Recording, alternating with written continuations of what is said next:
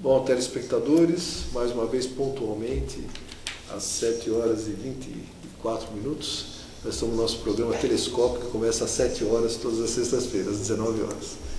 A gente sempre atrasa um pouquinho, que é para criar... A gente faz sempre esse atrasinho, que é para criar o mais suspense no início do nosso programa. A gente pretende chegar lá e começar às 19 horas, pontualmente, nos próximos programas. Nós estamos aqui hoje com o Dr. Edson Gereissati, que sempre participa dos nossos programas, assíduo frequentador aqui do programa, que é o nosso debatedor, que está aqui do nosso lado esquerdo. Boa noite, Dr. Edson. Boa noite. Obrigado por ter vindo aqui mais uma vez, fielmente ao nosso programa.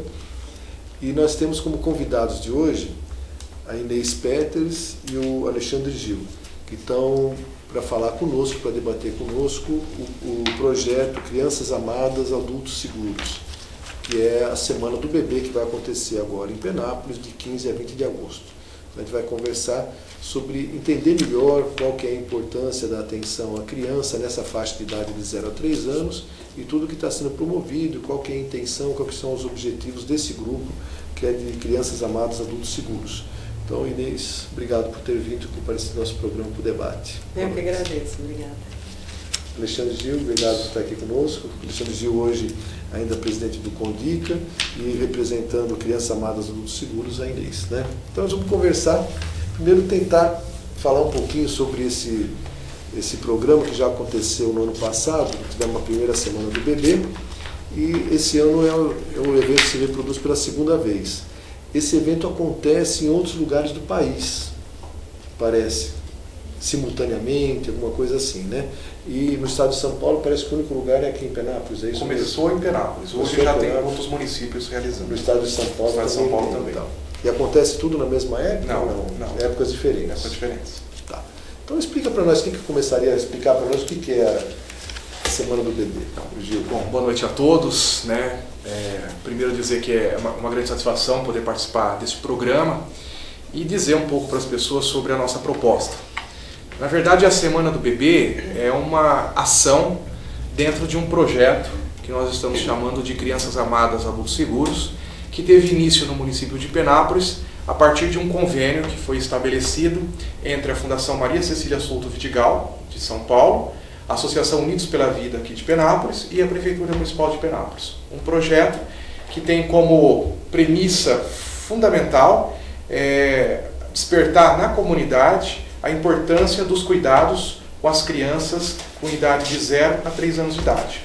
Porque o entendimento do grupo, com base em estudos na neurociência, é de que os 3 primeiros anos são para sempre. De modo que todo investimento que nós conseguirmos mobilizar na comunidade em benefício dessa faixa etária, com certeza nós estaremos preparando melhor os adolescentes, os jovens, os adultos para as diversidades da vida, né? Nós temos falado muito nos últimos tempos da questão das drogas, né? Da questão da criminalidade, da questão da violência. Então a gente acredita que essa faixa etária dos 0 a 3 anos, onde estão se organizando, se estruturando, né? As estruturas cerebrais, as sinapses, enfim, toda a questão cerebral da criança, é importante que a gente faça o atendimento adequado para que ela se desenvolva de maneira sadia, de maneira integral. Então, esse é o fundamento do nosso trabalho. Perfeito. E aí, Inês, como é que vocês pretendem mobilizar? Porque, no fundo, o objetivo é fazer com que as pessoas, todos os pais, né, os familiares, cuidem das crianças com o máximo de atenção nesse período de vida dos 0 aos 3 anos. Esse máximo de atenção não só afetivo, mas também alimentação, apoio, estimular o desenvolvimento, tudo mais. E qual que é a ideia de tentar capilarizar isso, tentar atingir ao máximo de pessoas na cidade, fazer com que todas as crianças de 0 a 3 anos passem a ter um afeto, uma atenção maior a partir desse trabalho? Isso, nós pretendemos dar primeiro visibilidade às ações que já estão acontecendo e que foram extremamente incrementadas com as capacitações que nós recebemos no ano 1 do projeto. Então, o que já está sendo colocado em prática, é importante que as pessoas conheçam e se aproximem dessas ações para que essas ações se fortaleçam e deem suporte para novas outras ações. E, além disso, a gente acredita que as pessoas que ainda não conhecem o projeto, que ainda não tiveram acesso, elas possam, através da Semana do Bebê, participando de alguns eventos, de algumas ações que vão acontecer na Semana do Bebê, elas possam se engajar nesse trabalho, né? E também nós temos como objetivo captar novos parceiros, quer dizer, que as pessoas que se identifiquem com essa causa, que as pessoas que acreditem nesse tipo de trabalho, passem a fazer parte da rede CAS, Crianças Amadas Adultos Seguros. Tentando explicar, não sei se o doutor Edson quer colocar alguma coisa, mas tentando, eu queria pedir uma explicação assim, um pouco melhor do que seria esse projeto em si, né? Quer dizer, no fundo, existe um projeto de você ter crianças amadas, adultos seguros. Como fazer? O que você quer despertar? Objetivamente, o que se propõe esse grupo a fazer com a comunidade? Nós queremos que os pais e mães deem uma atenção diferente para os seus filhos nessa faixa de idade. Como fazer isso? Como que você pretende engajar mais gente nesse trabalho, mas para fazer o que objetivamente? Quais são as grandes metas, os grandes objetivos que tem? O nosso objetivo é promover os cuidados, a atenção de cuidados físicos e emocionais para essas crianças. Então, a Fundação Maria Cecília Souto Vidigal pensou para o primeiro ano do projeto, que na verdade o ano 1 seria o ano de 2009 e 2010, 8 intervenções-chave, 8 temas de trabalho que trouxeram para as equipes de saúde, educação e assistência social informações e formação desses profissionais para que o atendimento pudesse ser refinado no aspecto do contato do profissional com as crianças e com seus familiares, né? Então houve uma capacitação dos profissionais da saúde para trabalhar melhor com as crianças. Saúde, educação. Saúde e educação para trabalhar. Na verdade, assim, essa questão ela se estende de uma maneira intersetorial, né?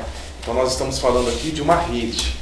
E a proposta é de que a gente possa sair daquela disposição departamentalizada da administração pública também, onde a saúde está numa gaveta, a educação está na outra e a assistência social está na outra, e a gente colocar essas políticas ao redor de uma mesa redonda e cada uma poder contribuir na medida das suas possibilidades para o desenvolvimento da criança. Porque nós sabemos que são políticas que têm uma relação direta com o atendimento da criança. A criança é atendida na unidade de saúde, a mesma criança é atendida na unidade de educação, a mesma criança é atendida nas entidades sociais. E muitas vezes essas políticas, elas não se conversam e elas não conseguem identificar essa mesma criança que passa por todo esse caminho. Então, uma das nossas propostas também do projeto é a gente estabelecer essa intersetorialidade e colocar, por exemplo, a educação para dialogar com a unidade básica de saúde. Por exemplo, nós estamos na fase de, já foram implementadas as brinquedotecas nas unidades básicas de saúde. Porque foi constatado que as mães elas se dirigem para as unidades de saúde com suas crianças, precisam aguardar o atendimento médico. Então havia ali um espaço e um tempo onde essas crianças poderiam ser, digamos assim, acompanhadas, né, de modo que fossem despertadas ali algumas situações de brinquedo, de discussão com as crianças que contribuíssem com o seu desenvolvimento. Então, a unidade de educação infantil daquele bairro, junto com a unidade de saúde, se uniram e instalaram uma brinquedoteca. E os profissionais da educação oferecem capacitação para os funcionários da unidade de saúde para poderem desenvolver esse trabalho com as crianças. Então, quer dizer, é algo extremamente inovador, porque nós não estamos acostumados com isso, né? Nós estamos acostumados cada um no seu quadrado, mas é algo que a gente acredita que possa surtir bons resultados. Tá. Eu queria saber qual a receptividade que está tendo pelas mães, pelas famílias, porque as crianças têm aquele período que fica na escola, que está ser acompanhado pelos órgãos burocráticos do município. Mas o problema, eu acho que o primeiro ano parece que foi capacitar monitores, vamos dizer, para difundir essas ideias. Mas eu acho que agora tem que se dedicar mais à família, à mãe. Isso, nós acreditamos assim. assim. Dedicado a só atendimento de saúde. Nós acreditamos que quem transforma a sociedade são as pessoas que fazem parte dela. Então, nada melhor do que a gente investir nas pessoas. E a gente precisava ter um início desse investimento. Foi quando a Fundação propôs que a gente, então, fizesse um investimento nos profissionais. Porque são as pessoas que estão na ponta atendendo as famílias. Então, se nós queremos contribuir para o desenvolvimento das famílias, nós precisamos ter profissionais bem preparados para atuar falando uma linguagem comum, falando a mesma coisa. Exatamente. Por exemplo, amamentação até o 6º mês. Isso já é padrão, mas isso aí tem que ser uma voz que difunde em todos os lugares. Vai estar a assistente social falando a mesma língua, vai estar o professor, professor, para não chegar o pessoal e falar, não, é bobagem, não precisa não, só 3 meses está bom. Ou chegar alguém e falar assim, alguém que pode ter acontecido isso ano passado, né? Alguém chegar e a mãe falar que está só dando o peito, mas assim, sua criança não vai desenvolver, tem que dar umas vitaminas a mais, não é? Pode ser que é uma pessoa não preparada, até da educação, até da ciência social, que são ações públicas perto da criança, dão uma informação que não é condizente com a outra. Conclusão, a mãe acaba ficando a ver navios, não sabe qual caminho seguir. Seria mais ou menos isso. Uniformizar. Isso aí foi feito no primeiro ano. Além disso, só um aspecto que eu acho que é importante a gente destacar, que é sempre um olhar, a Fundação trouxe esse conceito, um olhar ampliado para aquele atendimento. Ou seja, se nós estamos falando da gestante, Dr. Edson, nós estamos falando da gestante que frequenta as consultas de pré-natal e ela é orientada a trazer com ela um acompanhante, para que esse acompanhante, que pode ser uma pessoa da família, ou pode ser uma pessoa que tenha uma certa intimidade com ela, possa ajudá-la nos momentos em que ela se sentir fragilizada, ou angustiada com alguma coisa, ou em dúvida se vai voltar para uma consulta de pré-natal ou não. Então, esse profissional ele foi formado, ele recebeu uma formação, para que esse olhar dele inclua um acompanhante no pré-natal, por exemplo. Né? No trabalho que a gente cita como um trabalho que destaca os vínculos, né, que ressalta a importância dos vínculos, sempre estão incluídos os familiares das pessoas atendidas. Mas e nesse exame pré-natal, a afluência está sendo de quanto? Das futuras mães e das mães que têm pré-natal? Então, a gente já observa... Está tendo um acesso, elas estão se dirigindo a essa coisa? Já se observa... Ou vocês estão indo de encontro à população? Sim, já se observa que existe uma mudança significativa no olhar dos profissionais para os usuários, né? E os usuários começam a usufruir dessa oportunidade, vamos chamar assim, valorizando, aprendendo a valorizar também a companhia de alguém. Né? Isso também está acontecendo na Santa Casa, por exemplo, quando as gestantes são convidadas a conhecer a maternidade antes do parto. Né? Então começa assim a ser mostrado um aumento no volume. Você tem um trabalho já na gestação, o projeto começa na gestação. Sim, basicamente. Isso, na gestação, você vai ampliar um pouco o atendimento, não ser só aquele atendimento burocrático do pré-natal. Isso, clínica ampliada. Você amplia, traz mais pessoas da família para envolver, para que todos se conscientizem na família da importância do nascimento do nenê e todos deem suporte para aquele processo de nascimento. Perfeito. Perfeito, isso aí já está acontecendo. Perfeito. A maioria das mães estão matriculadas nos programas de pré-natal da prefeitura. Sim. então você consegue atingir quase todos. Sim, a cobertura hoje é quase universal. Porque você tem os agentes comunitários que vão às casas de quem está faltando, levam, obrigam aí e tal. Então você consegue trazer um ou outro que você acaba perdendo, mas a maioria está lá. Tá lá. Melhoraria muito com a informatização na hora de você internar na Santa Casa, uma coisa que, né, que a grande bandeira do Dr. Edson aqui. Facilitaria mais você acompanhar uma gestante no pré-natal até o parto, se essa informação fosse informatizada em todos os níveis. Mas chegando na Santa Casa tem esse processo do conhecimento antes da internação. Tem a participação do pai, o pai pode, né, acompanhar isso, né? Sim. Pode ficar Direito, ao lado. é um direito que nós estamos tentando garantido pela implementar. legislação federal. Legislação federal. Está sendo cumprido já isso? Está sendo cumprida, né? Claro que existem ainda algumas pequenas resistências, né? Mas a gente está insistindo no cumprimento dessa determinação. Isso não é lei?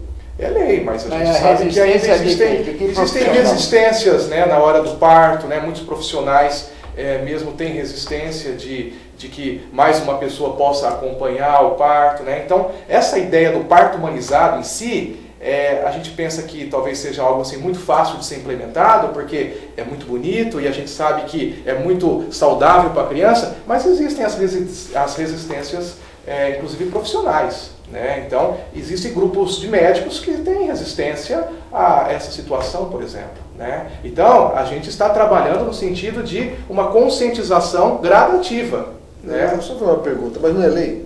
Sim. Mas então, esses médicos vão chamar das falas? Esses médicos aí já não é competência nossa, né? Então aí já é competência de outro segmento. Mas de qualquer forma, a gente acredita no seguinte, de que existe a lei, as pessoas precisam ser sensibilizadas para o cumprimento dela muitas vezes, né? E como nós temos uma questão cultural também, que precisa ser enfrentada e discutida, então nós estamos nesse processo de discussão com os profissionais para a conscientização deles. Isso não consegue mudar em um ano. Mas só um parênteses, acho que não há... a gente está, como médico posso falar isso aí também, já cansei de ver há muitos anos, mesmo quando não existia essa lei, centro cirúrgico, cesariana, a lei parece que é para parto normal, né? Não é para cesariana. Mas cesariana sendo acompanhado pelos pais quando são pagantes. Então, E quantos desmaiaram na sala? Alguns desmaiam também, mas acho que aí o parto normal, a legislação é para o parto normal. Mas acho que é importante também a gente considerar, né, não desqualificando a colocação de vocês, que eu acho impecável, mas lembrar também isso que o Dr. Edson colocou, né? Acho que as pessoas precisam estar preparadas para participar de um momento tão importante para aquela mulher e para o bebê e para a família como um todo, porque em alguns momentos, algumas situações acabam, ao invés de ajudar, complicando esse momento que já é um momento tão delicado. Por isso que o processo tem que ter a participação antes, tem que ter alguém da família acompanhando o pré-natal, a própria mãe tem que aprender bastante sobre o pré-natal, sobre o parto que ela vai passar, ter todo um preparo para você ter o parto mais humanizado e aumentar a frequência de partos normais, que é o esperado numa sociedade como a nossa. Você tem menos partos cirúrgicos, se coloca muito mais em risco a vida da criança do que o parto normal. É lógico, né? Senão não seria normal, né? Mas até agora nós estamos falando até o parto, mas o problema nosso é do parto. Aí eu só queria fazer para chegar no parto. Só queria fazer uma observação que eu acho que o que é importante também, que deve ser identificado, é essa relação que passou a existir entre a Santa Casa e a rede básica de saúde do município, né? Para que essas gestantes, então, que são identificadas nas unidades de saúde, possam participar dessas visitas monitoradas pelo psicólogo da Santa Casa e pela enfermeira da Santa Casa, enfim. Eu acho que essa relação foi estabelecida, ela é importante, né? Eu acho que isso é bacana. E, inclusive, já está programado para esse ano 2 do projeto um trabalho, um curso, vamos dizer assim, para os acompanhantes. Né? Quer dizer, isso exatamente... Então está dentro dessa lei, então está fechando. Tem que vai ampliando. Vai envolvendo até pegar a comunidade toda. Né? Vamos ao nascimento. Nasceu a criança. A gente já tem também projetos antigos, que é banco de leite e tudo mais, e tem toda a orientação para você ter uma preparação boa da mãe, né, para amamentar o seu filho e tal. Todo esse trabalho já existe, campanhas nacionais e tudo mais. Isso, quais são as ações que vocês têm para ser feito na rede toda, para todas as mães, para as crianças recém-nascidas e para ter amamentação até o 6º mês como obrigação, né? E depois do 6º mês até os 2 anos como possibilidade, é isso, né? O nosso banco de leite, o banco de leite da Santa Casa é referência regional. Mas ele atende a quem não tem leite, né? Para substituir quem não tem. Isso. E existe também um trabalho todo de orientação, né, da enfermagem, né, específicas do banco de leite, que fazem toda a orientação para a amamentação durante o período que as mulheres estão ainda internadas, depois quando há necessidade, elas fazem visitas domiciliares. Então, existe esse trabalho, já é um trabalho bastante reconhecido no município. E é feita pelas voluntárias ou é feita... Não, é feito por uma equipe da Santa Casa. E, inclusive, na Semana do Bebê, vão acontecer algumas oficinas, que são oficinas sobre mitos da amamentação, né, que vão levar a discussão sobre a importância da amamentação e eventuais dúvidas ou conceitos que as pessoas carregam, né, pela sua cultura, vão ser discutidos com a comunidade. Acho que isso também já começa a ampliar essa visão, né? Vocês têm dado estatístico, vocês não têm, né, em mãos, dados estatísticos de amamentação. Até qual que é a média que a mulher hoje em dia aqui em Penápolis estaria amamentando? Até quantos meses? Vocês não têm esse dado? Não tem, né? Não, essa informação não, mas nesse ano 2 também já está pensado, já está planejado a informatização das unidades básicas de saúde, né, que vai facilitar bastante também a coleta e a condução desses dados para a gente esses dados dar visibilidade a isso. Você pode ter uma ação muito mais direcionada. Você vai ver, existem alguns problemas da manutenção da amamentação após o 3º mês, que é quando acaba o período de afastamento da mãe que trabalha. Isso. Então começa a surgir uma dificuldade, foi estendido pela lei, mas foi opcional. Ah, é opcional. 6 meses é opcional. 6 meses é opcional. Não é obrigatório. E aí, quando é opcional, o INSS parece que paga uma parte, a empresa pagaria outra desse período. Eu não sei como é que ficou. Você sabe o detalhe disso? É assim, né?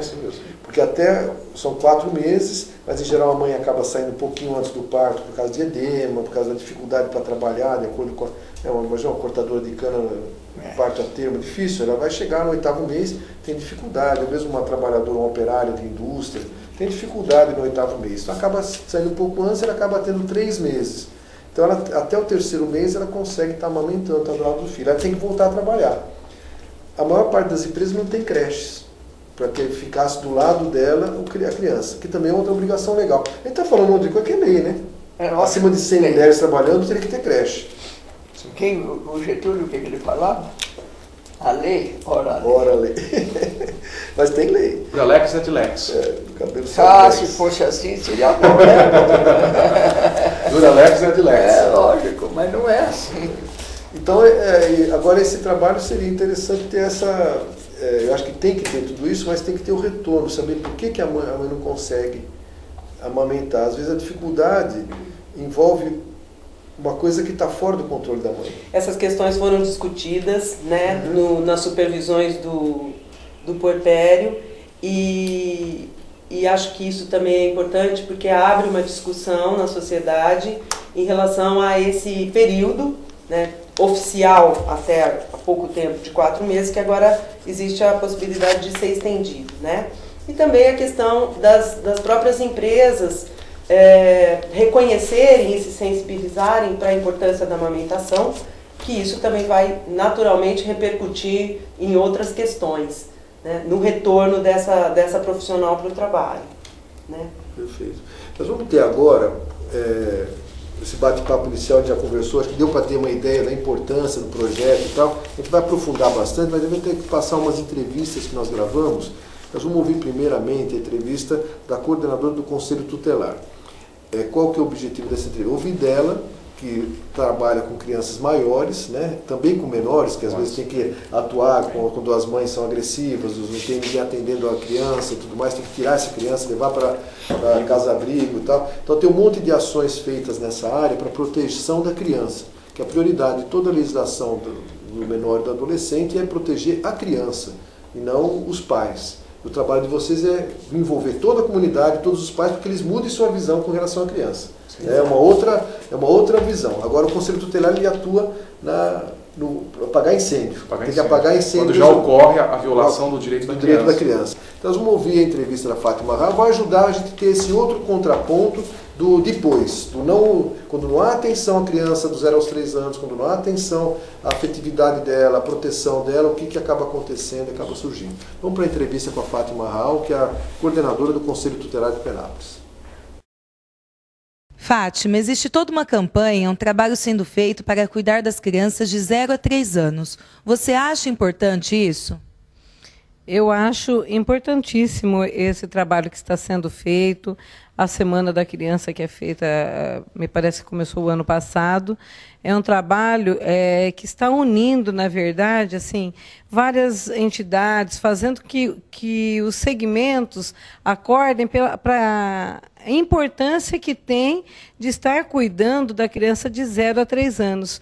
Porque existem pesquisas, né, que confirmam que a criança, sentindo-se amada, cuidada, a partir de 0 anos, até dentro da barriga da mãe, o comportamento dela, enquanto adulto, é outro. Então, se a sociedade se conscientizar para isso, certamente, a nível de futuro, nós teremos menos jovens drogados, menos furtos, menos delinquentes. E eu entendo que isso, assim, é um trabalho de conscientização com a sociedade. Agora, essa Semana do Bebê, esse trabalho que existe hoje, em parceria com a Fundação Maricília Vidigal, é muito importante. Mudou muito já a sistemática de como estar lidando com essa criança a partir de 0 ano, né?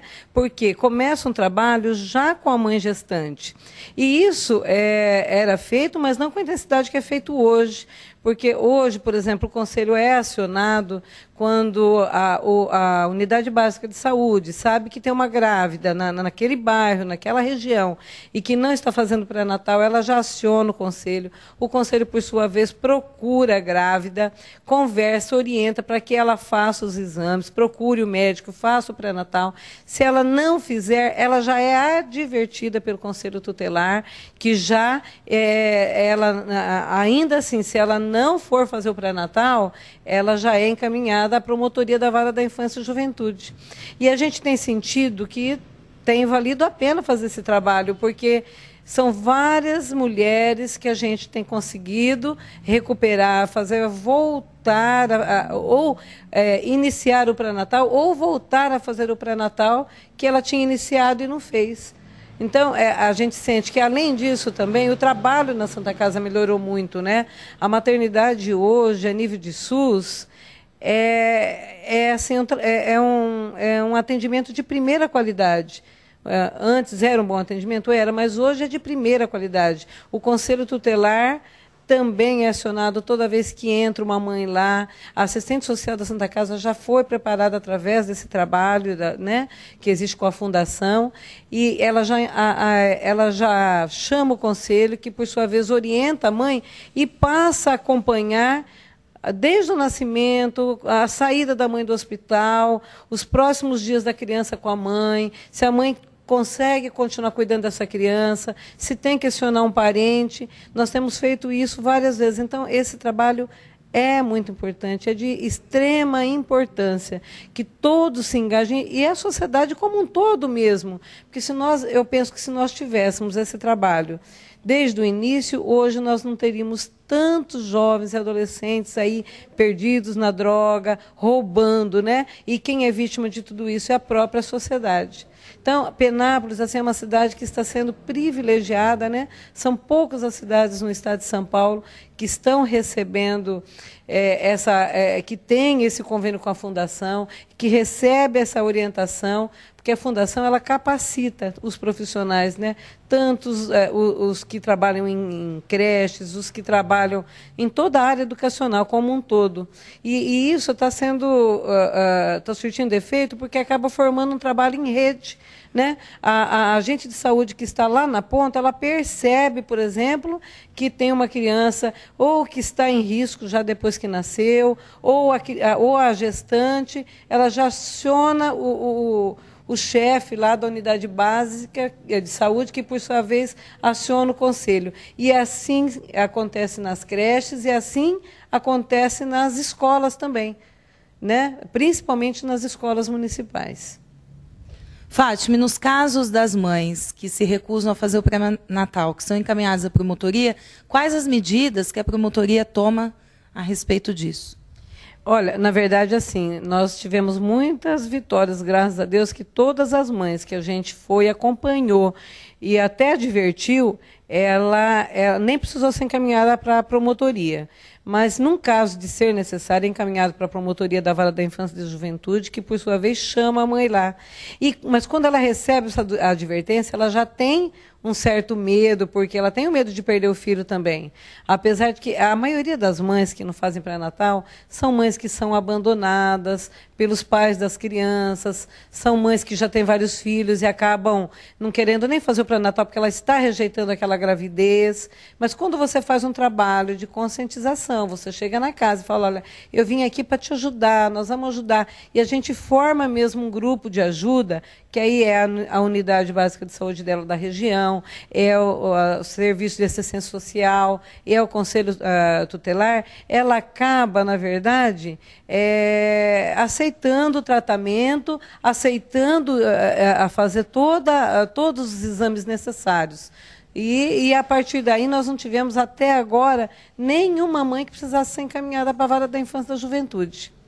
Nós estamos com alguns casos, né? Conseguimos recuperar já umas 5 mães, né? Trazê-las. Algumas já tiveram seus bebês, a gente está acompanhando. E temos alguns casos assim, críticos mesmo. Temos um caso de uma mãe que é Andarilha, que a gente está acompanhando. Não é nem função do Conselho Tutelar estar levando a mãe para fazer exame, fazer ultrassonografia, mas até isso a gente faz para que ela se sinta segura, sinta que tem alguém assim, zelando por ela. Teve uma mãe que falou para mim, falou, olha, cuida de mim, porque eu não tenho minha mãe para me cuidar.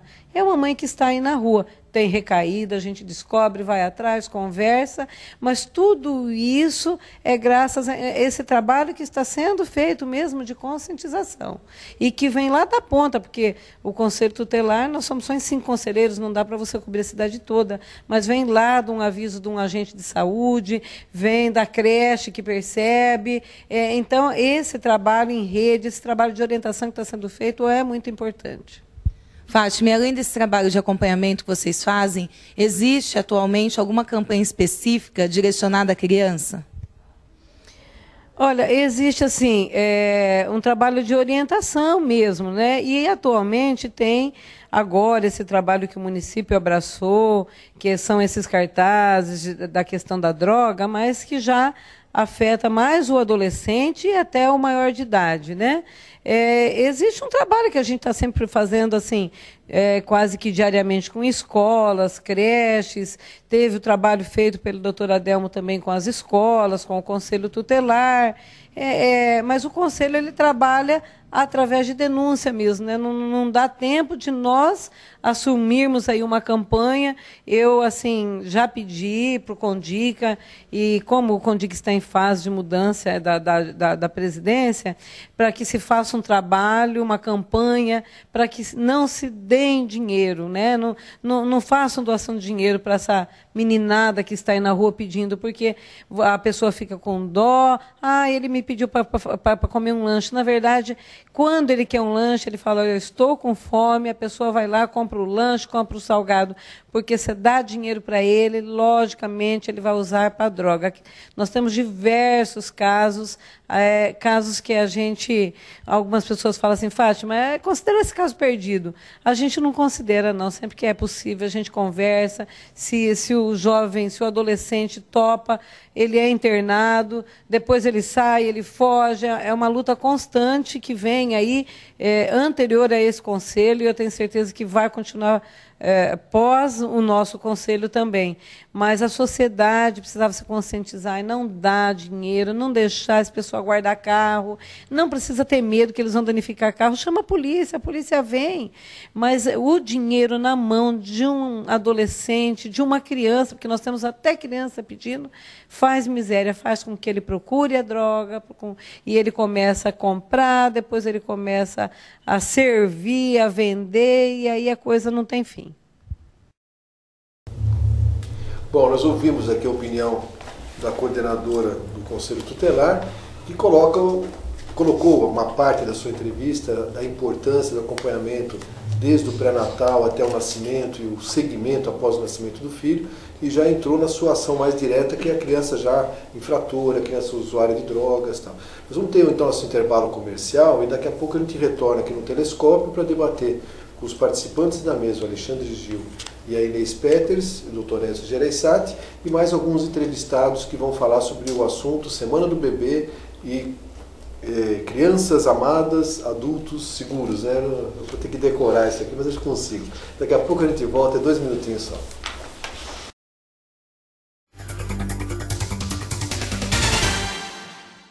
O Colégio Futuro acredita que uma boa educação é aquela que respeita e confia nas competências dos alunos. Uma equipe qualificada com professores capacitados e empenhados na filosofia de ensino da escola. Sua ampla área verde favorece o aprendizado lúcido, atividades físicas e contato com os animais.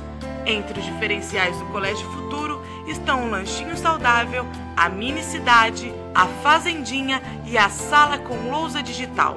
Todas as salas de aula são climatizadas e equipadas com recursos multimídias e rede wireless para acesso à internet. Esta escola existe e está bem perto de você. Colégio Futuro, uma escola que é muito mais do que você imagina. Telefone 3652-9755.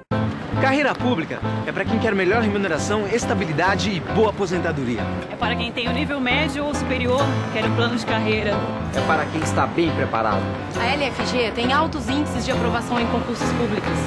É para quem quer professores especializados e o apoio total ao aluno. É para quem quer ser um vencedor. Faça a LFG, você também.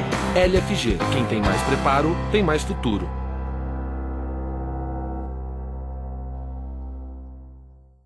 Um programa polêmico e de credibilidade. É assim no Telescópio, que vai ao ar todas as sextas-feiras às 7 da noite ao vivo. No comando de João Delia, médico e político de prestígio, Dr. Edson Gereissati, político renomado da nossa região, e Nazi Said, empresário de sucesso. Com esta equipe formada, o Telescópio é um programa analítico e crítico sobre os assuntos pertinentes à população em geral, que participa lançando suas dúvidas em tempo real para a nossa equipe de jornalismo. Faça parte da história de Penápolis e região, inserindo sua marca a um produto de prestígio do Canal 23, onde está a sua melhor imagem na TV e na internet. Brasil, unido contra a dengue. A dengue é uma doença grave que pode matar. Agora preste atenção e conheça os sintomas. Se você tiver febre alta, acompanhada de um ou mais sintomas, como dor de cabeça, dor atrás dos olhos, no corpo e nas juntas, procure imediatamente uma unidade de saúde. Pode ser dengue. E se você já foi diagnosticado e começou a sentir dor na barriga ou vômito, retorne já para a unidade de saúde. Ministério da Saúde. Brasil, um país de todos. Dengue mata. O combate não pode parar.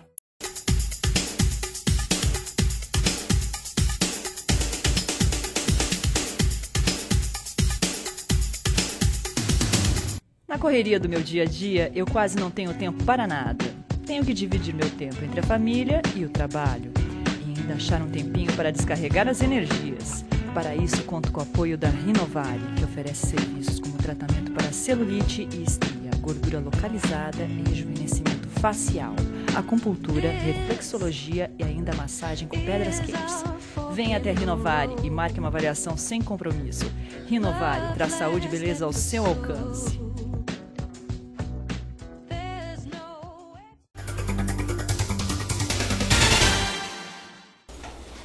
Bom, estamos de volta com o Telescópio e nosso tema de hoje é a Semana do Bebê, que vai estar acontecendo em Penápolis a partir do dia 15 até o dia 20 de agosto.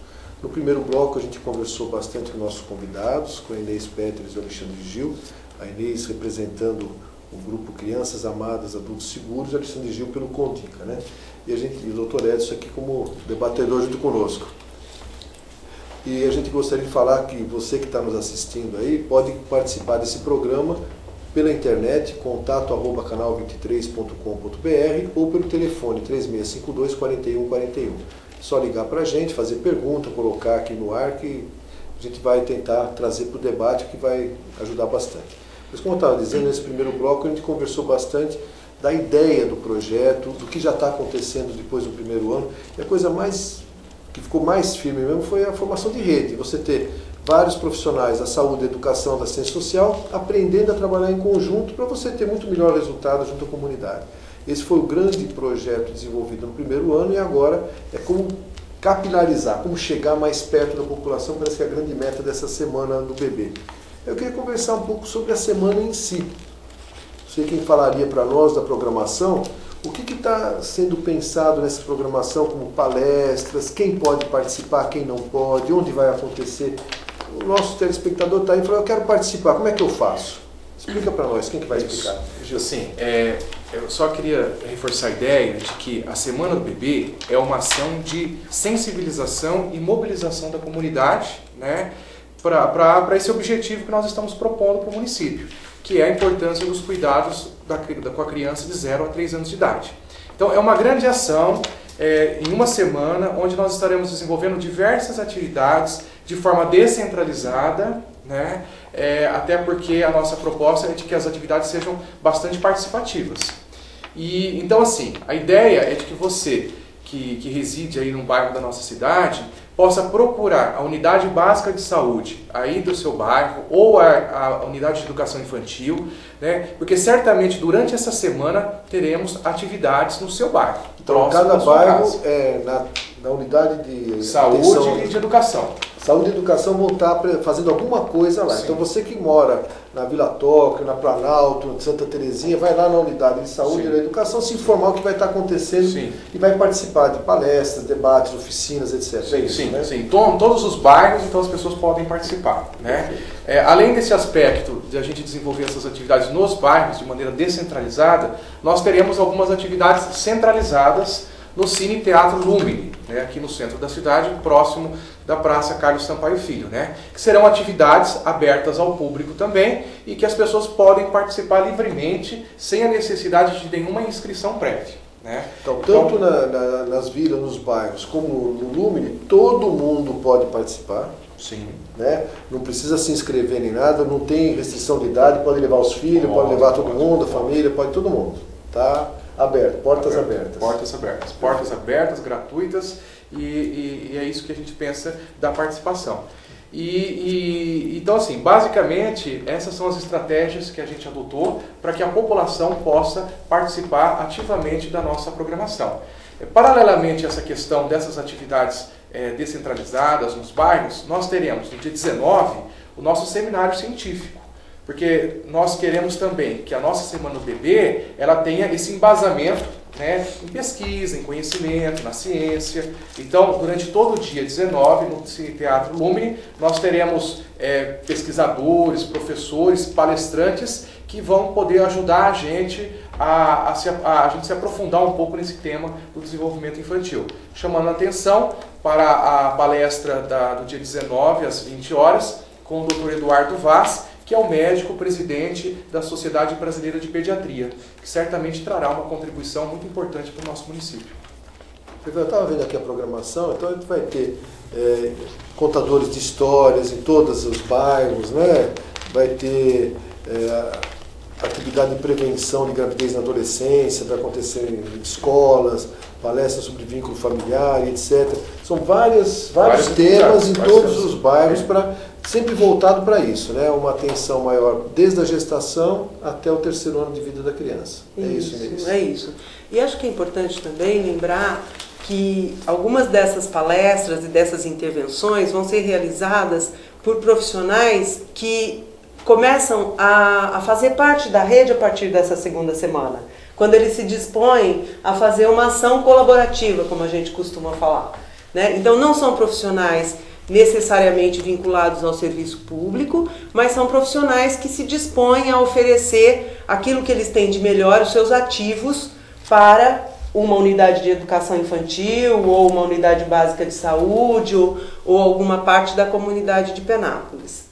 Porque nós queremos também valorizar as iniciativas que já são desenvolvidas no município de Penápolis. Então, na medida em que a gente convida essas pessoas para participarem na condição de palestrante ou de facilitador de um encontro, são pessoas da cidade que já vem desenvolvendo atividades na cidade. Então é uma forma ou eles também... estão desenvolvendo junto a alguma entidade, ou junto à prefeitura. Exatamente. Então aí a gente traz para a rede, valoriza e essa atividade acaba sendo compartilhada com a comunidade.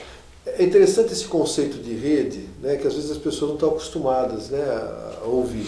Mas a rede é exatamente isso. Você deixa de ter aquela coisa muito de o pai da criança, um só vai fazer. Não, é meu projeto, né, eu faço isso e acabou. Você vai estar pulverizando. Todo mundo participa, todo mundo contribui dentro de um objetivo comum. Né? É isso aí, você somar mesmo. E aí você consegue ter um resultado muito melhor. Essa é a ideia da rede. A rede funciona mais. Nós temos uma entrevista feita com uma facilitadora do Redins, que é a rede de educação infantil. Vai ser interessante uma entrevista dela agora para ela mostrar um pouco como é que é o seu trabalho. É a Leonila de Aguiar Torresan, ela vai dar essa entrevista para nós, foi entrevistada, e ela vai falar um pouquinho sobre essa ação de facilitadora do Redins. Ela é uma profissional da Prefeitura Municipal, responsável pela área de educação infantil, mas ela também é uma facilitadora do Redins. Ela trabalha com outras entidades, com a comunidade, com treinamento e preparação de monitores para essa ação de educação infantil. Vamos com a entrevista com ela. O que seria o projeto Jogo do Vínculo? O Jogo do Vínculo é um jogo que nós, o Redins, Rede para a Educação Infantil, era uma maneira que nós criamos para poder trabalhar com as famílias, nas empresas, a importância do vínculo. E brincando, né, a gente consegue passar esse conceito, né, para os pais. Então nós achamos melhor, sentamos as facilitadoras do Redins e montamos esse vínculo com perguntas pertinentes, né, para o grupo que nós poderíamos atender. Se eram pais, por exemplo, nas empresas, né, as famílias. Então, o que nós queremos dizer que é vínculo, né, com as crianças? O objetivo era esse. Há quanto tempo esse projeto existe? Qual projeto do vínculo, Jogo do Vínculo? 1 ano, né? Faz desde o ano passado, na primeira semana do bebê, que nós tivemos a ideia de criar esse Jogo do Vínculo, né? Para a gente estar levando nas empresas, nas reuniões de pais, no CEINS.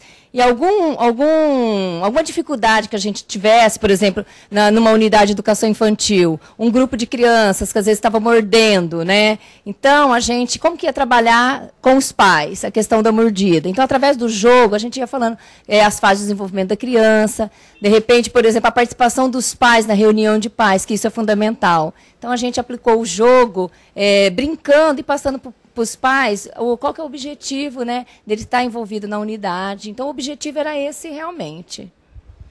E o Jogo do Vínculo tem dado resultado? Tem. A gente tem realizado isso nas unidades de educação infantil, né? Nós somos nas empresas também, parceiras. E a gente leva... O objetivo, por exemplo, do Jogo do Vínculo, qual que é o tema que nós queremos atingir, né? Se é um tema questão de alimentação, se é uma questão, por exemplo, a participação dos pais na unidade. A partir do momento que o público participa, que ele brinca, então ele aprende o conceito brincando, né? O lúdico, ele faz uma reflexão em cima da brincadeira. E quem pode participar desse projeto chamado Jogo do Vínculo? Todas as pessoas, né, podem estar participando, dependendo do foco, o que você quer atingir, né? Então você pode estar desenvolvendo esse jogo com vários temas, né, pertinentes. O que você quer atingir com aquele grupo de pessoas, você pode estar brincando. Pode fazer esse jogo para as crianças, pode fazer para adolescente, para famílias, né, para educadores, atinge todo mundo. Por exemplo, se eu tenho uma empresa, eu quero fazer o Jogo do Vínculo na minha empresa. Quem que eu devo procurar para fazer o Jogo do Vínculo? As facilitadoras do Redins, quando nós fizemos isso, a gente é multiplicadores, né? A gente aplica, por exemplo, a gente vai estar semana que vem no DAEP aplicando, nós já fomos na CLIN aplicar.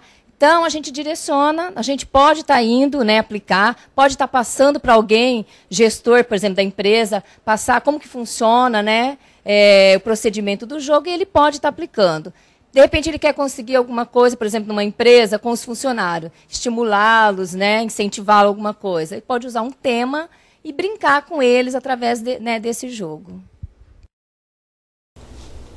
Bom, nós ouvimos aí a Léo, né, ela falou bastante sobre o Jogo do Vínculo, e a gente gostaria de entender melhor o que é esse Jogo do Vínculo. A gente tem uma gravação do jogo, a gente vai passar daqui a pouco, mas eu queria antes que a Inês explicasse para nós duas coisas. Pelo que eu entendi, esse jogo é feito com adultos. É isso, né? Exato. E foi pensado para ser feito com adultos e especificamente com o público interno das empresas. Quer dizer, os funcionários, que a gente queria sensibilizar para a importância do vínculo com crianças de 0 a 3 anos. Inserimos frases nesse jogo de tabuleiro, entre aspas, e esse jogo passou a ser... Mas é um jogo que é feito na empresa, com trabalhadores da empresa, com o objetivo de você sensibilizar eles para o problema da criança. Exato. Que eles têm na casa deles. A importância do vínculo, do compromisso deles com as crianças, exatamente. Nós vamos passar, então, uma gravação que foi feita desse jogo do vínculo, até para entender melhor como isso é uma ferramenta de trabalho. É uma ferramenta de trabalho do Redins, né, que é a rede de educação infantil, né, que faz parte dessa rede maior que é Crianças Amadas, Adultos Seguros. É uma rede ampla. Então o Redins é uma parte que trabalha com educação infantil e tem essa ferramenta que seria o jogo do vínculo. É um jogo feito com adultos, que você aprendendo a metodologia dele, qualquer um pode fazer. E é um jeito de você estimular, refletir sobre determinados temas de interesse. Então vamos ver aqui essa gravação do jogo do vínculo. Vamos assistir.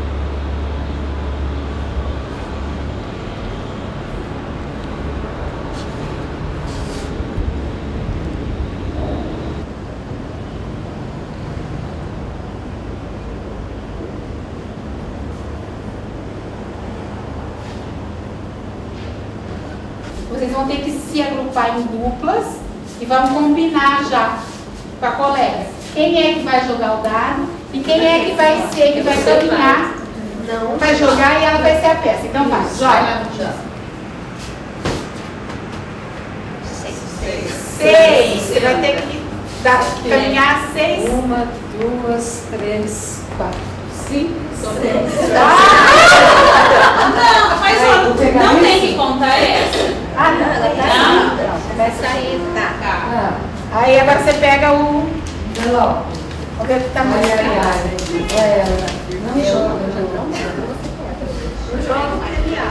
Você está com muita sorte. Avance 2 casas. Deixa ali. Deixa no lugar. Aí esse que você chegou então. Você tá mesmo com muita sorte, hein? Você tem que ler a frase também. Você vai ter que ler a frase depois. Que sortuda você é, hein? Poderá jogar o dado novamente. Peraí, mas tem que ler a frase. Ela não tinha frase. A participação dos pais em reuniões e eventos promovidos pela escola revela o compromisso com o desenvolvimento integral da criança. Você joga o dado de novo. Sim! Não, deixa aí a cartinha.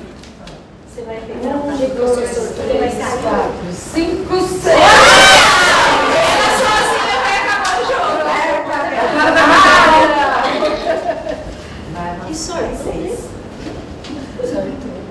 Vocês, com muita sorte hoje, terá direito de caminhar 3 casas.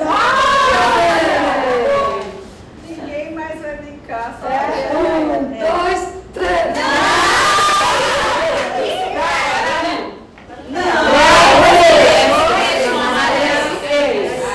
Próxima dupla.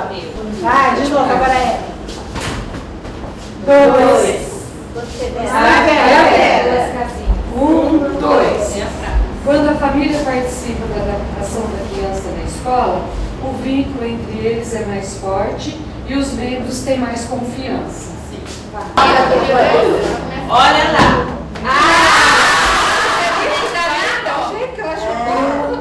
É Deus, né, Deus? E aí? Vamos deixar você brincar. Vamos deixar ele. Vamos ficar. Tá voltando em câmera lenta.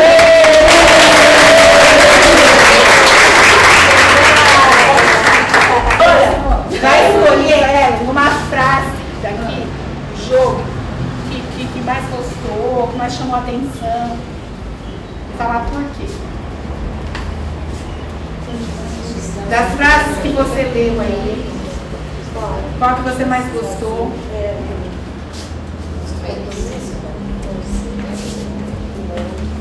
Vai, dupla, conversa aí, combina uma.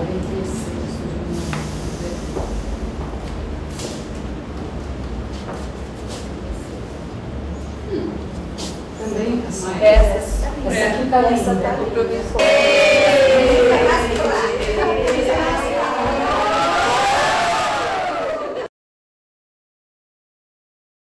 Bom, acho que assim gravado fica meio fica disperso, né? A gente não pega muito não. Mas o objetivo é ler frases, né? A pessoa vai jogando e vai lendo as frases que tem a ver com o assunto e você, de uma maneira lúdica, você vai estar levantando. Existe uma discussão depois dos temas? O que é feito depois com as coisas levantadas? Exato. Depois que eles finalizam o jogo, eles são convidados a pontuar, a destacar algumas frases que foram mais importantes ou que mais chamaram a atenção. E aí, então, a gente parte para uma reflexão sobre esses assuntos que foram levantados. E aí, o que vocês observam disso? A gente Eu queria ver assim como resultado, né? Porque a gente vê isso aí, acaba criando uma motivação, o pessoal se envolve e tal. O que vocês observam de objetivo? As pessoas... Então, é importante que as pessoas se motivam a participar e a tratar temas que nem sempre são temas muito fáceis de serem levantados, né? E de serem discutidos também. Uma outra questão que me parece... Por exemplo, só para a gente pegar, só para o telespectador também entender a ideia, né? Então, se você chegar num lugar, eu vou conversar sobre o vínculo familiar com as crianças e tal, todo mundo vai recuar e ninguém vai falar nada. Isso. Né? Então você quebra o gelo. O objetivo, né? Você vai estar quebrando o gelo. O pessoal está brincando e de repente lê uma frase que fala sobre isso. Aí você chama, como é que você trabalha com isso para que as pessoas participem e se discutam o tema? Como é que é feito esse processo? Dentro da unidade de educação infantil, por exemplo, são marcados encontros, né, como se fossem reuniões de pais, e nesses encontros são propostos o jogo. É proposto o jogo.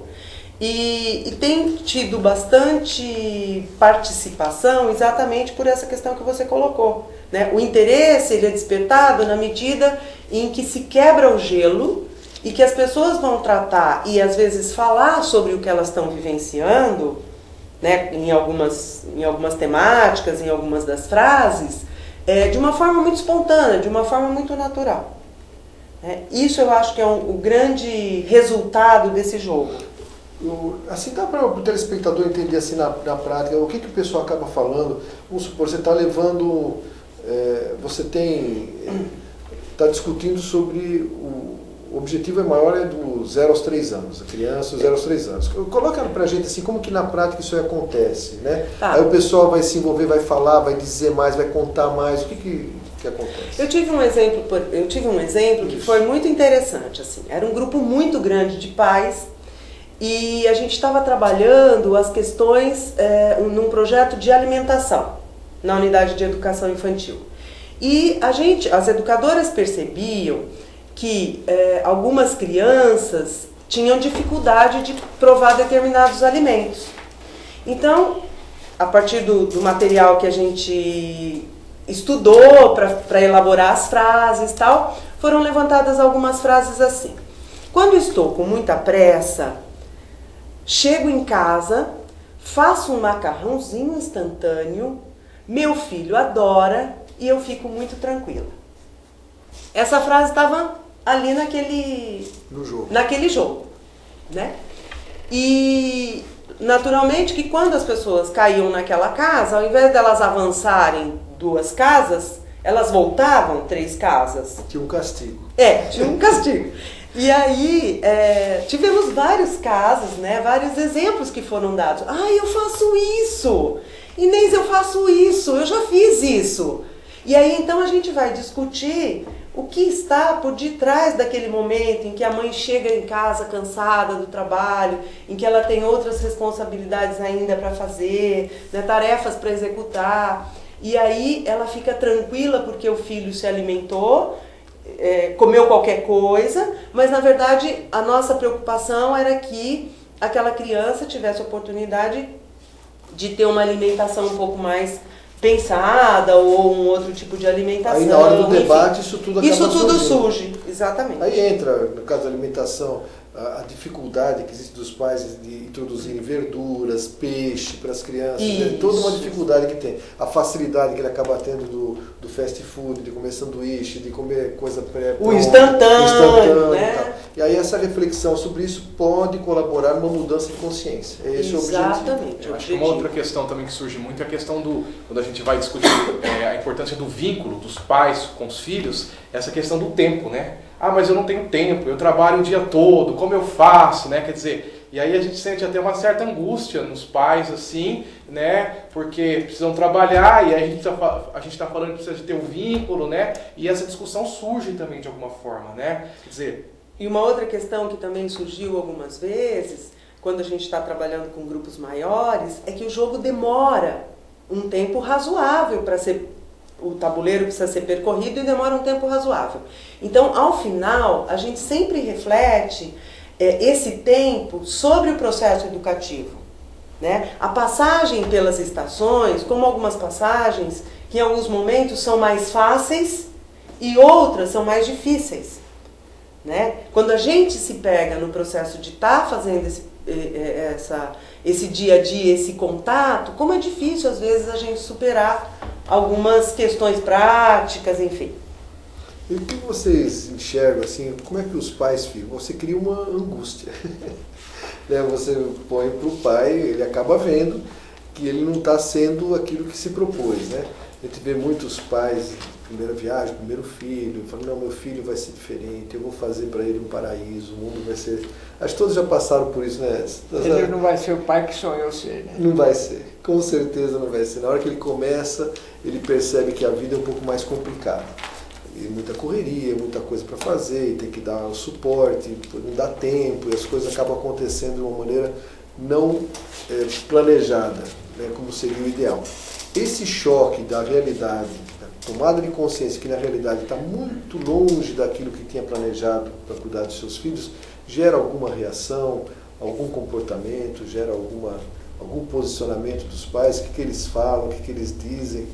O espaço para eles se colocarem já é bastante importante, né? E o fato também deles poderem ouvir de outros pais que têm sentimentos parecidos, vivem em situações semelhantes, também os tranquiliza bastante.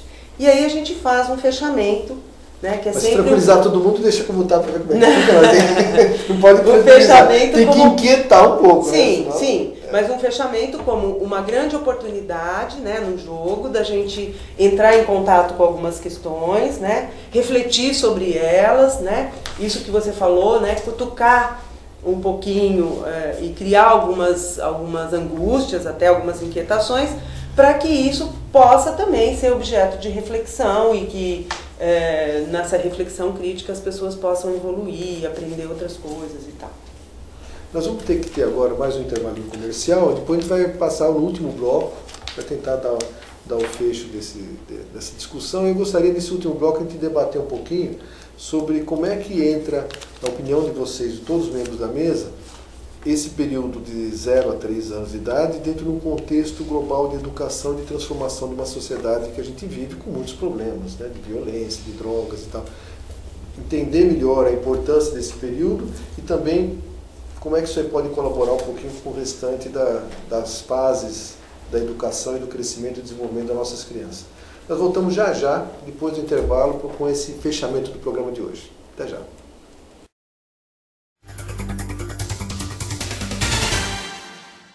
O Colégio Futuro acredita que uma boa educação é aquela que respeita e confia nas competências dos alunos. Uma equipe qualificada com professores capacitados e empenhados na filosofia de ensino da escola. Sua ampla área verde favorece o aprendizado lúcido, atividades físicas e contato com os animais. Entre os diferenciais do Colégio Futuro estão o lanchinho saudável, a mini-cidade, a fazendinha e a sala com lousa digital.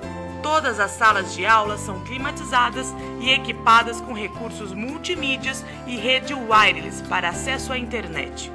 Esta escola existe e está bem perto de você. Colégio Futuro, uma escola que é muito mais do que você imagina. Telefone 3652-9755.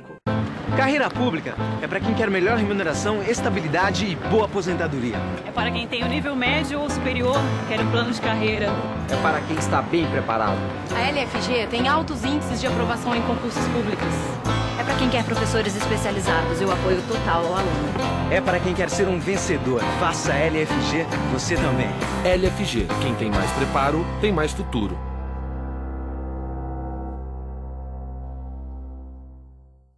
Um programa polêmico e de credibilidade. É assim no Telescópio, que vai ao ar todas as sextas-feiras às 7 da noite ao vivo. No comando de João Delia, médico e político de prestígio, Dr. Edson Geraisati, político renomado da nossa região, e Nazi Said, empresário de sucesso. Com esta equipe formada, o Telescópio é um programa analítico e crítico sobre os assuntos pertinentes à população em geral, que participa lançando suas dúvidas em tempo real para a nossa equipe de jornalismo. Faça parte da história de Penápolis e região, inserindo sua marca a um produto de prestígio do Canal 23, onde está a sua melhor imagem na TV e na internet. Brasil, unido contra a dengue. A dengue é uma doença grave que pode matar. Agora preste atenção e conheça os sintomas. Se você tiver febre alta, acompanhada de um ou mais sintomas, como dor de cabeça, dor atrás dos olhos, no corpo e nas juntas, procure imediatamente uma unidade de saúde. Pode ser dengue. E se você já foi diagnosticado e começou a sentir dor na barriga ou vômito, retorne já para a unidade de saúde. Ministério da Saúde. Brasil, um país de todos. Dengue mata. O combate não pode parar.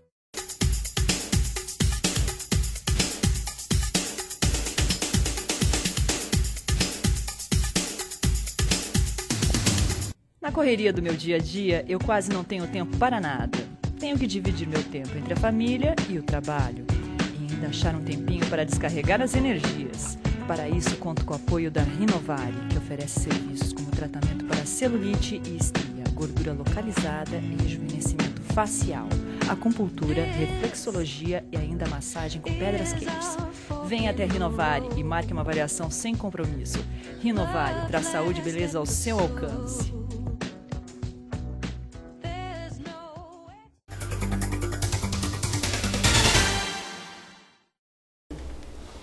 Bom, voltamos com o nosso telescópio. Nós estamos tratando hoje de um tema interessante, que é os cuidados com a criança dos 0 aos 3 anos de idade, e isso dentro de um projeto que Penápolis participa, que é coordenado pelo Crianças Amadas, Adultos Seguros. É uma rede que envolve várias entidades, instituições que estão participando desse projeto e vão elaborar na semana que vem, a partir de segunda-feira, a segunda semana do bebê. Está aqui, né?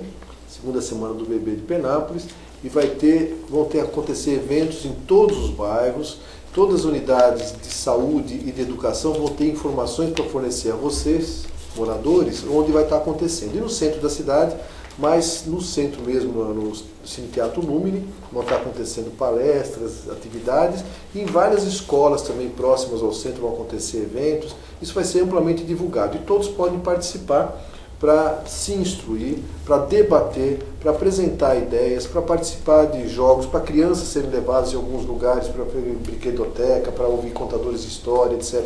Tem um monte de atividade acontecendo, com esse objetivo de ter um cuidado maior, tanto físico, como psíquico, como de desenvolvimento emocional para as crianças dos 0 aos 3 anos de idade. Tá? E a gente está debatendo sobre isso, e agora nós estamos no último bloco, nós temos para ouvir ainda 2 entrevistas. O Cleidivaldo Donzelli, que é o secretário de Educação do município, onde a Secretaria de Educação também está participando diretamente desse processo. Então vamos ouvir uma entrevista rápida dele, ele te volta para debater um pouquinho mais entre nós o tema. Vamos lá. Cleidivaldo, atualmente, qual a demanda de creches e vagas que existe em Penápolis? Olha, no decorrer do ano letivo, essa demanda ela é um pouco volátil. Até maio, portanto, no início do ano letivo, essa demanda acaba chegando de 100 a 150 crianças esperando vaga numa creche no município de Penápolis. De maio até outubro, essa demanda aumenta um pouquinho mais, né? Vai para umas 250. É onde depois, no final do ano, a gente acaba atribuindo para as crianças iniciarem o próximo ano letivo. Então, eu diria para você que nos últimos 6 anos, apesar de nós gerarmos aí aproximadamente 600 a 700 novas vagas, mas ainda nós temos uma demanda reprimida nesses números que eu acabei passando para você. Então não tem conseguido atender todas as crianças? Ainda não, 100% não. Para você ter uma ideia, no Brasil, atualmente, só 18% das crianças são atendidas, essas de 0 a 3 anos e 11 meses. Realmente há uma dívida histórica nesse país em relação a atender essa faixa etária. Em Penápolis, se for somar as nossas filantrópicas que têm convênios com a Prefeitura e todas as da Prefeitura, nós temos aí atendidas 60% das nossas crianças. Esse número ainda não está atendendo aquilo que a legislação requer, mas nós estamos com um programa bastante eficaz de aumento de vagas, como novas construções, convênios com o MEC, e nós acreditamos, Virgínia, que num breve tempo, no espaço de 1 a 2 anos, nós consigamos chegar próximo de zerar a demanda. Não diria que a gente consegue gerar a demanda totalmente. Cleidivaldo, existe toda uma campanha, um trabalho sendo feito para cuidar das crianças de 0 a 3 anos. Você acha importante isso?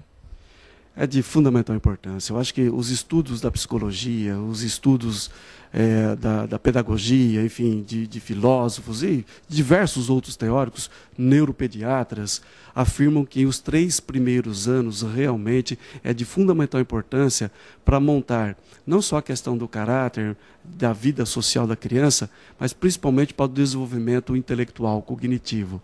Então, tudo que nós estimularmos nesses 3 primeiros anos, se nós dermos afeto, dar segurança para essas crianças, ela terá, sem dúvida alguma, uma vida de adolescente, uma vida adulto, capaz de se inserir na sociedade de forma tal a fazer cada vez mais, né, ter a sua autonomia para cada vez mais fazer da sua vida uma vida melhor.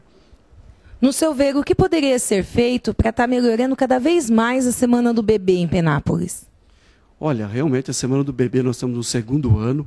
Eu penso que essa semana deste ano, ela está até melhor do que o ano passado, porque está numa perspectiva de descentralizar, ou seja, ao invés de ficar só no Lumine fazendo algumas reflexões, várias instituições são parceiras e, portanto, várias partes do município de Penápolis terão reflexões sobre a importância do vínculo, né, da família, dos pais para com a criança. Então, assim, este ano já está melhor, vai ter discussões acadêmicas, científicas, mas principalmente nós teremos discussões diretamente com as famílias descentralizadas, nas regiões descentralizadas, fazendo essa importante reflexão sobre o assunto. Nós ouvimos então na entrevista, na entrevista o Cleidivaldo Donzelli, secretário de Educação, colocando que existe creche, tem sido feita já há vários anos, né? Vários governos têm feito creche na cidade, e essa preocupação da criança dos 0 aos 3 anos existe, está atendimento uma demanda parcial, né? Ele fala em 60%, eu acho que não chega a 60%, na minha opinião, acho que mesmo somando tudo, não, tem muita criança de 0 a 3 anos fora de atendimento público ou privado filantrópico, ainda faltam vagas. E eu queria perguntar para vocês da mesa, para o Dr. Edson também, essa nova realidade da creche. Creche, antigamente, não era necessário, porque a família se dividia, né? Você tinha o pai trabalhando, a mãe em casa cuidando dos filhos, as coisas se acomodavam dessa maneira e assim era a estrutura familiar. Hoje o mundo é diferente. Difícil a família que a mulher não trabalhe também. Então a necessidade de creche é uma obrigação, né? Não tem jeito. Como é que vocês veem a creche nesse contexto, a importância da creche e qual a qualificação dos profissionais que lidam com as crianças? E como deve ser a relação desses profissionais que lidam com a criança naquela creche com os pais das crianças? Como é que isso deve acontecer? Eu quero a opinião de vocês tentando enxergar isso aí, porque se nós estamos formando o nosso adulto de amanhã, não é mais o pai e a mãe que estão em contato direto. Quem vai estar em contato direto com essa criança são outros profissionais. O pai e a mãe estão trabalhando, vão dormir junto com a criança só. Antes a mãe ficava o dia inteiro, agora não. Então tem a mãe ausente, o pai ausente durante o dia. Então essa criança vai estar sendo estimulada, formada e tal por pessoas que não são do seu vínculo familiar. Como é que vocês enxergam isso? Eu queria debater com vocês. Primeiro eu penso que essa questão da educação infantil, né, ela foi muito discutida pela rede de educação infantil, pelo Redim, né, que inclusive a Inês fez parte. Eu quero ouvir a opinião de vocês aqui, viu? Não é opinião teórica, não. É concreta. Isso. Então, mas eu estou dizendo isso porque o Redim foi uma oportunidade que nós tivemos para a gente refinar o nosso olhar sobre a educação infantil no município de Penápolis e perceber assim essa importância que você trouxe de a gente capacitar os profissionais que atuam diretamente com as crianças, né?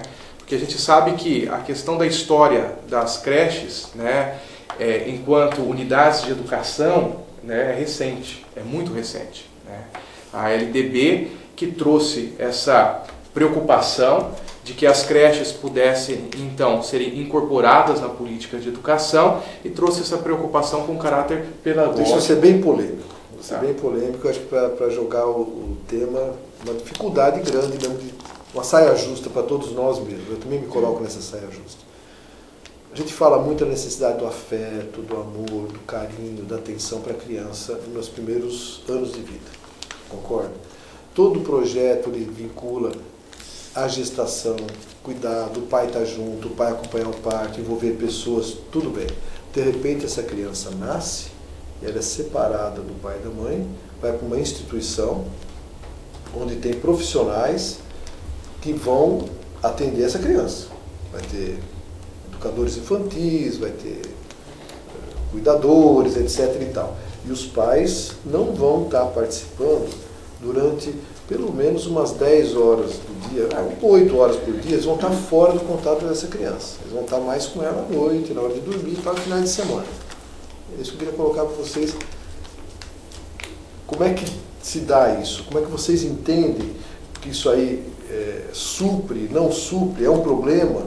Como é que você teria que trabalhar com esses profissionais que estão nas creches? Quais são as dificuldades? Eu quero ser bem assim, mas por isso que eu estou dizendo, né? Acho que por isso que eu estou dizendo que a nossa preocupação foi justamente de qualificar os profissionais que estarão diariamente no cuidado com as crianças, né? Eu acho que essa é uma realidade que a gente não pode fugir, em que pese o Estatuto da Criança e Adolescente dizer que é direito da criança a convivência familiar, por outro lado também diz que é direito da criança a educação infantil. Sim. E a realidade que nós temos é de que, de fato, os pais estão trabalhando. Né? Me dá, que idade elas entram na creche? 4 meses. 4 meses já tem. Mas se a mãe vem amamentá-lo na creche ou não amamenta mais? Corta a amamentação antes dos 6 meses? Claro que amamenta. Como é que faz? Mas como é que faz? Ela vem do serviço e vai na creche amamentar? Inclusive é direito dela. Sim, lógico, é direito dela, mas então você vê, ficou muito difícil, não tem mais aquele carinho. Ela chega, dá o peito, mama e sai correndo e vai embora. Não tem aquele amor, não tem aquele calor humano que faz a criança ser alguém parecido com a sua família. Quer dizer, como é que ficamos? Ficamos nós temos uma dificuldade. Muito complicado. Nós temos uma dificuldade. Eu acho que nós temos que entender. Eu acho que a creche é uma necessidade, mas porque todo mundo tem que trabalhar. Porque então estão ganhando mal. Porque estão com muita ambição. Porque se a mãe fosse mãe, ela não iria trabalhar. O correto, e o pai tinha que subsidiar. O correto talvez eu penso assim, né? Aí que é o problema. Correto, mãe quer casar, quer ter filho, mas não quer cuidar do filho. Será que não seria? Que ela não quer, ela não pode. Não pode porque tem ambição, tem que ter uma televisão maior, quer outra geladeira, quer ter isso, quer passear, quer fazer aquilo, então tem que trabalhar para juntar dinheiro com o marido. Então o marido não consegue ganhar para sustentar a casa com as vontades, com as ambições que a televisão, que o mundo moderno está dando. De primeiro não, o marido ganhava. Eu era engenheiro do DE, ganhava R$3.500. É sorte que isso não era dinheiro, né? Nós estamos falando aqui de uma classe social de pessoas que precisam, né, trabalhar. Ninguém está contra trabalhar. Estou dizendo a situação que virou. Eu acho que não deve ser colocado o trabalho como uma necessidade. Eu colocaria como outra coisa. A mulher, ela se emancipou, ela trabalha. Acabou.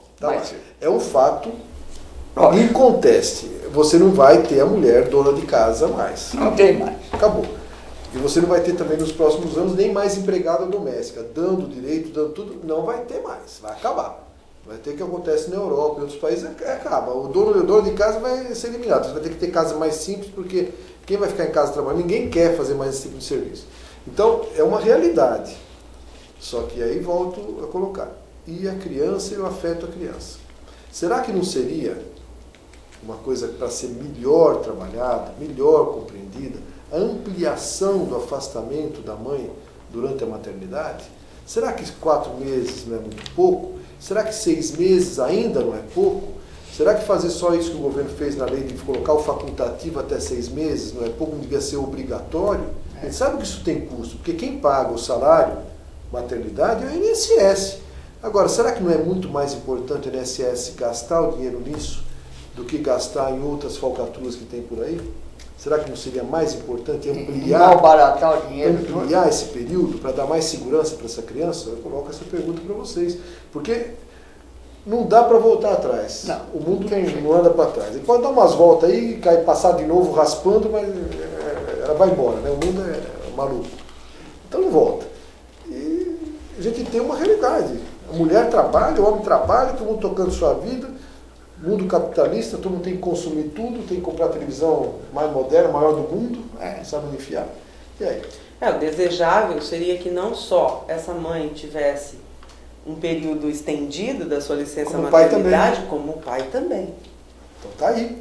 Nossos legisladores, que ficam sentados na cadeira, falando piada, conversando de abobrinha no Congresso Nacional, ou ficam o tiririca lá arquitetando planos para passar a mão no dinheiro público. Como fazer para conseguir uma verbinha de 4.400.000 para destinar para a sua entidade. Pegou lá para uma entidadezinha fantástica, que é uma casinha michuruca, que a casa não vale 50 mil, pegou uma verba de 4.400.000 para fazer um grande projeto, um mega projeto e tal. E sumiu o dinheiro e não fez nada. O dinheiro sumiu, não apareceu mais nada em lugar nenhum, ninguém sabe, ninguém viu. Será que não haveria condições dos nossos deputados, né, do nosso governo, tentar discutir alternativas melhores para ampliar esses direitos, esses afastamentos dos pais para cuidar dos filhos?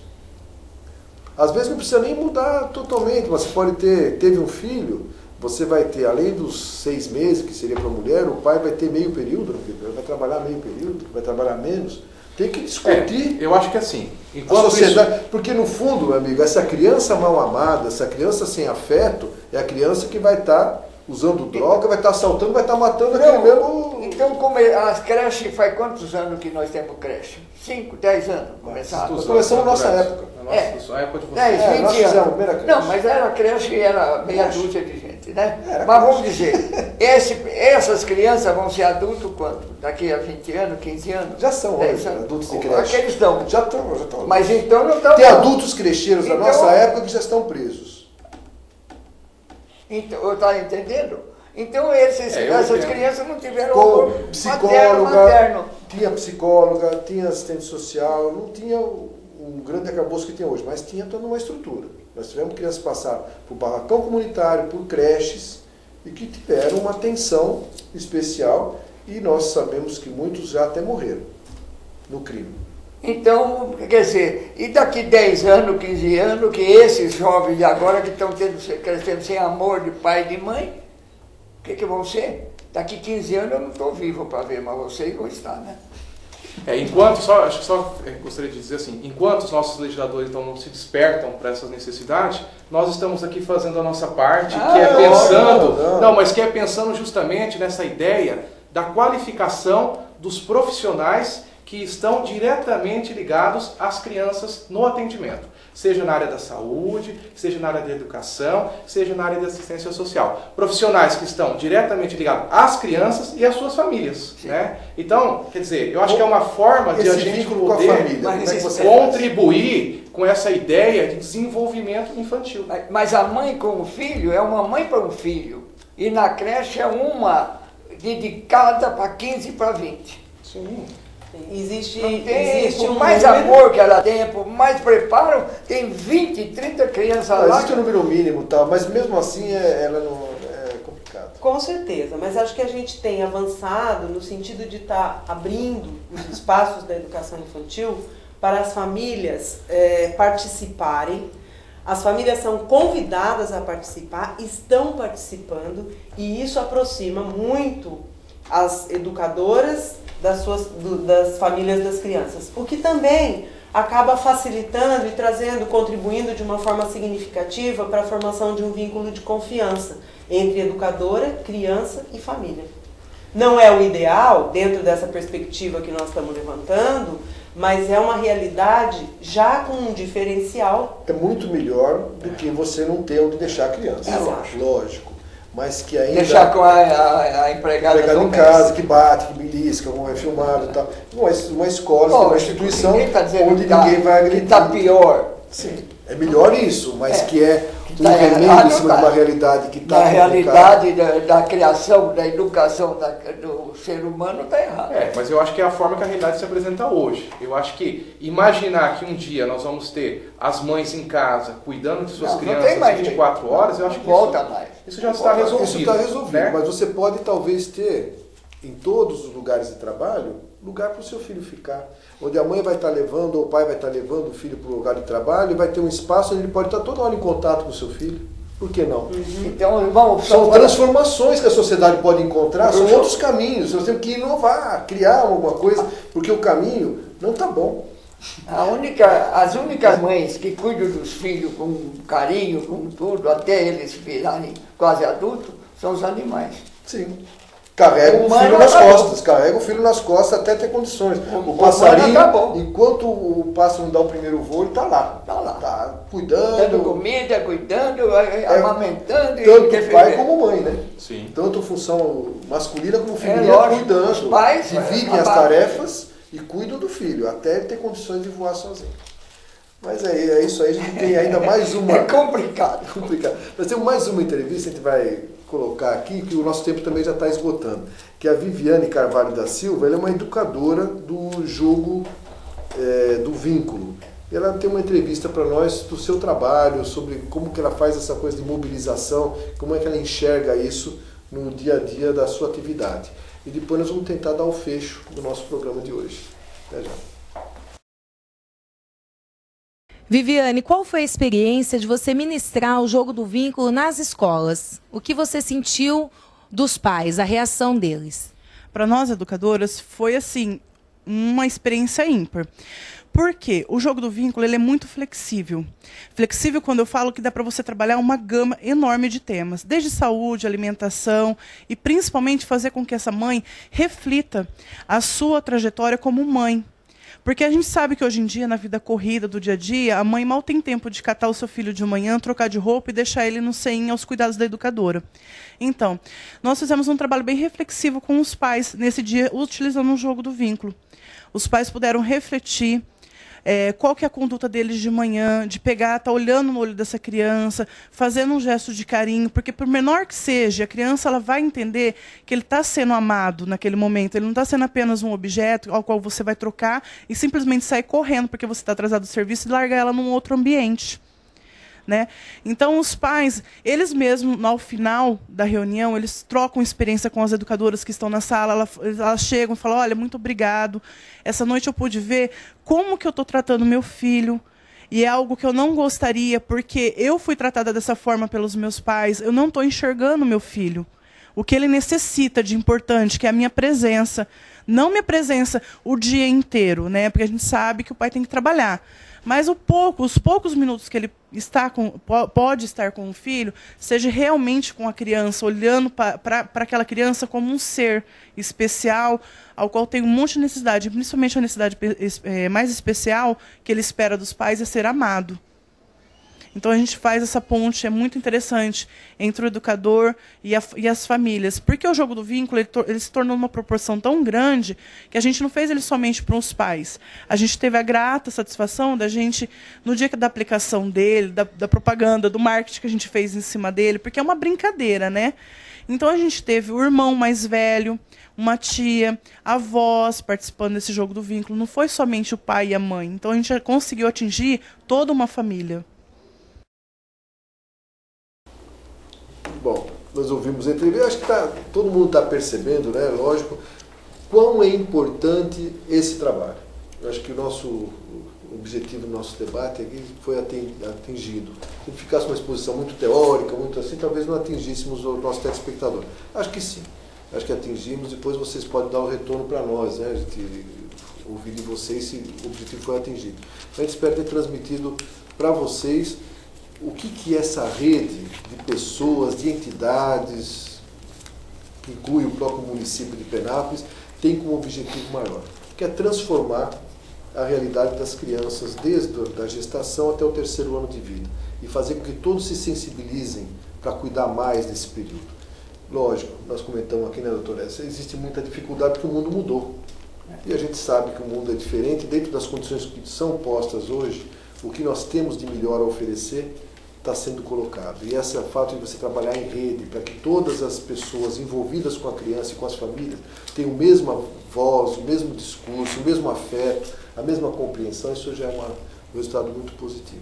Então eu queria passar as considerações finais dos nossos convidados. O Alexandre, dar um fecho da tua opinião aí sobre o nosso programa e sobre a ideia, se quiser reforçar alguma coisa que não foi falada, eu acho que agradecer mais uma vez o espaço, né, dizer que, de fato, a nossa preocupação é que as informações elas possam chegar às pessoas, então participar desse momento aqui é muito importante. Dizer que nós estamos envolvidos num processo de construção de uma realidade social, né, aqui em Penápolis, há mais de 10 anos, na verdade, né, quer dizer, esse processo de formação de uma rede em Penápolis começou no final dos anos 90, né, com o IDES, né, com a Rosângela, com o CADIS, que é onde a gente começou a fomentar essa discussão da importância da intersetorialidade, da integração dos setores. Depois nós passamos por uma fase seguinte, que foi da implementação do REDINS, aí já focando um pouco essa ideia da rede para a educação infantil. Depois nós percebemos que haviam crianças que não estavam inseridas no sistema de educação formal, né, como nós percebemos a entrevista do secretário de Educação, existe uma demanda de crianças ainda esperando por vagas em creches, e aí a nossa dúvida, a nossa angústia, a nossa preocupação era como atingir também essas crianças que não estavam inseridas na educação infantil. E aí foi quando, então, por meio dessa parceria com a Fundação Maria Cecília Souto Vidigal, nós passamos a desenvolver esse programa de desenvolvimento infantil, tendo como uma das suas ações principais a 2ª semana do bebê. Então nós queremos, assim, reforçar o convite para as pessoas que estão nos acompanhando, para participarem conosco dos eventos da Semana do Bebê. Nós temos a programação que está divulgada no blog www.redecas, cas com 2 as, né, cas.blogspot.com. Então lá nós temos todas as informações e também no telefone 3652-9872, que é da Associação Unidos pela Vida, onde as pessoas também podem fazer o contato. Então todos estão convidados a participarem conosco deste evento. Muito obrigado. Obrigado, Alexandre. Inês? Eu quero agradecer a oportunidade, é sempre muito rica para a gente, inclusive, refletir sobre essas ideias e com outras opiniões. E lembrar que o tema do seminário científico da 2ª semana do bebê é Município em Rede, garantia de desenvolvimento das nossas crianças. Então, convidar a todos para participar e que todos podem participar e contribuir, cada um dentro do alcance da sua atuação. Todos estão convidados. Obrigada. Doutor Edson, vamos lá. Opinião sobre o programa e sobre o tema. Eu queria cumprimentar e parabenizar todos vocês que estão dedicados a essa ação comunitária, que afinal de contas é tentar levantar e erguer melhor um pouco da educação dessas crianças. Eu reconheço que esse primeiro ano vocês fizeram bastante, formaram os primeiros laços da rede. Multiplicadores, né? E eu acredito que esse segundo ano vai ser bem certo e que nós, em Penápolis, eu acho que é uma cidade que aceita bem essa parte de formarmos uma rede bem grande para isso. Cumprimento-os de novo e desejo que essa semana seja de grande sucesso para vocês. Boa noite aos ouvintes. Bom, pessoal, é isso. Encerramos o nosso programa de hoje. Não tivemos participação de vocês. Hoje também não tivemos a participação da Virgínia, que está adoentada. Esqueci de falar isso no início do programa, mas ela fez todo o trabalho de entrevistas, ela articulou, ela preparou a programação do programa de hoje, deixou tudo facilitado aqui em cima da mesa para a gente poder não se perder, né, no roteiro, e deu tudo certo. A gente teve o Nazir dando todo o suporte, toda a equipe aqui, para garantir que o nosso programa tivesse acontecido a contento. Eu até agradeço muito a participação do Alexandre e da Inês e do Dr. Edson, e a gente está mais uma vez desejando a vocês um bom final de semana, e semana que vem voltamos novamente no nosso telescópio. Até lá!